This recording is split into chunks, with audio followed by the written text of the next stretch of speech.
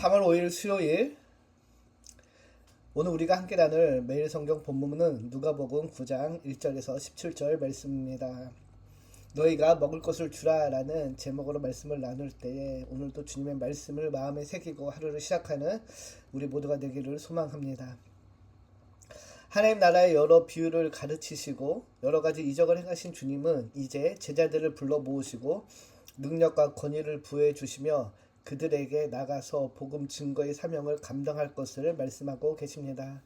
먼저 1절, 2절을 보면 이렇게 이야기를 하는데요. 예수께서 12제자를 불러 모으사 모든 귀신을 제어하며 병을 고치는 능력과 권위를 주시고 하나님의 나라를 전파하며 앓는 자를 고치게 하려고 내보내시며, 주님은 모든 귀신을 제어하며 병든 자를 고치는 능력과 권위를 주시고 하나님 나라를 전파하며 앓는 자를 고치게 하려고 제자들을 내보내셨습니다. 이 말씀을 통해 제자의 사명이 무엇인지 우리는 정확히 알 수 있습니다. 예수님께서 제자를 부르신 목적은 하나님 나라를 전파하고 치유하기 위해 부르셨다라는 것입니다.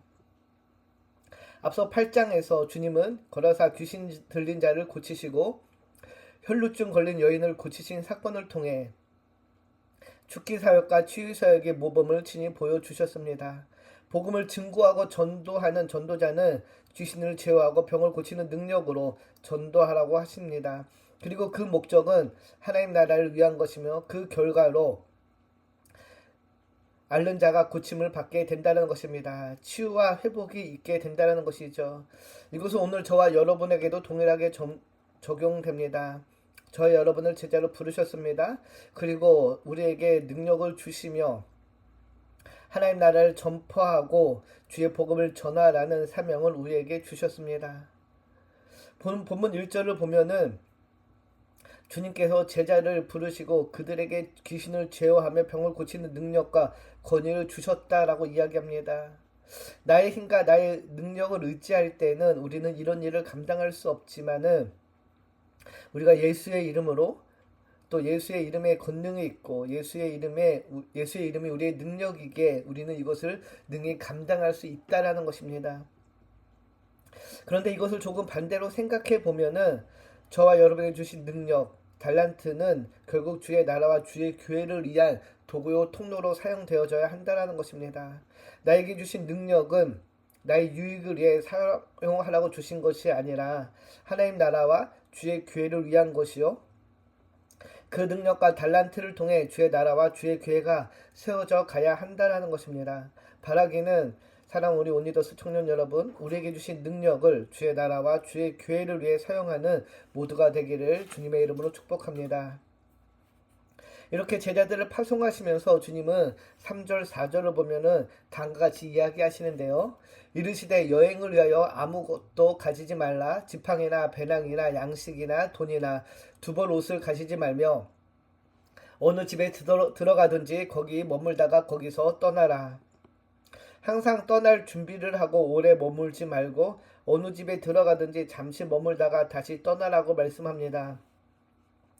전도자는 복음 전도가 최우선이기 때문에 다른 것에 한눈을 팔지 말고 복음 전하는 것에만 집중하라는 것입니다. 하나님은 복음 전하는 자의 필요를 채워주시기 때문에 최소한의 것을 가지고 복음 전도에만 집중하라는 것이죠. 그런데 이렇게 전도행을 하며 복음을 전하다, 복음을 받아들이고 주님을 영접하는 사람이 있는가 하면 그렇지 않는 사람도 있다라는 것입니다. 복음을 듣고 외면하고 냉대하고 비난하고 조롱을 듣게 될 경우도 있다라는 것이죠.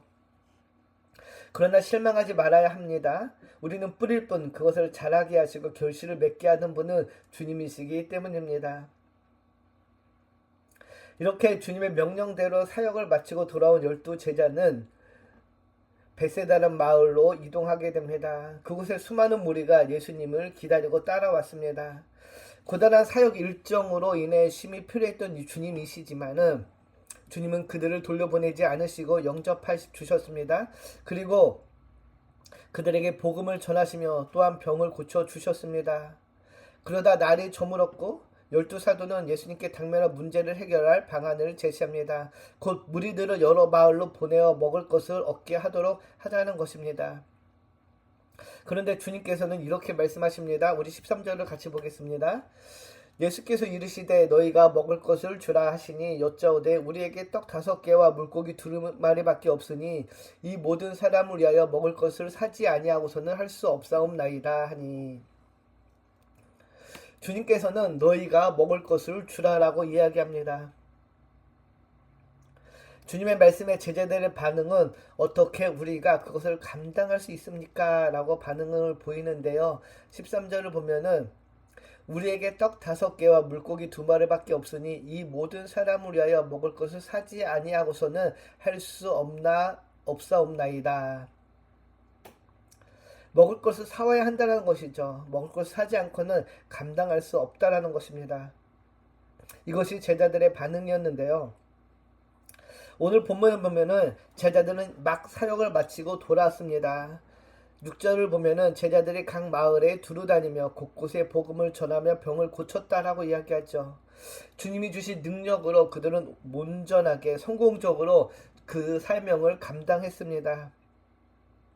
주님께서 병을 고치듯 그들도 병을 고치며 복음을 전파하며 복음의 능력, 주님의 능력을 경험한 직후였다는 것을 기억해야 합니다. 제자들은 그들의 성공적인 사역이 자신들의 능력이 아니라 예수님의 능력으로 가능했듯이 지금 이 순간 그들이 직면한 이 양식의 문제 역시 믿음의 눈으로 바라보아야 했습니다. 자신의 능력으로 가능 여부를 판단하는 것이 아니라 예수님의 능력을 믿어야 했다라는 것이죠. 우리가 주의 일을 감당할 때 물론 이성적이고 합리적이고 경험을 바탕하는 것이 맞습니다. 그러나 그보다 앞서야 하는 것이 바로 그것을 뛰어넘어 주님을 온전히 바라보는 것입니다. 주님의 능력을 믿고 신뢰하는 것입니다. 지금 그들과 함께 계신 분이 살아계신 하나님의 아들이라는 사실을 그들은 항상 기억해야 했다는 것이죠. 주님과 함께하면은 성난 파도 속에서도 안전하고 흔들리는 파도 위를 걸을 수 있고 죽은 나사로가 살아나는 기적을 경험할 수 있다는 것입니다. 예수님에 대한 우리의 시선이 제한적이지 않아야 한다는 것이죠. 어떤 상황 속에서는 예수님의 능력을 믿고 또 어떤 상황 속에서는 그 능력을 믿지 못하는 이런 제한적이고 선택적인 믿음이 아니라 우리는 모든 상황 속에서 언제나 주님을 신뢰하고 믿을 수 있어야 한다는 것입니다. 믿음이 무엇입니까? 주님을 온전히 믿고 신뢰하는 것입니다. 떡 5개와 물고기 2마리의 기적은 우리에게 무엇을 보고 무엇을 믿고 무엇을 의지해야 하는지를 알려줍니다. 요한복음에서는 이 기적을 베푸신 후에 생명의 떡 설교를 하셨습니다.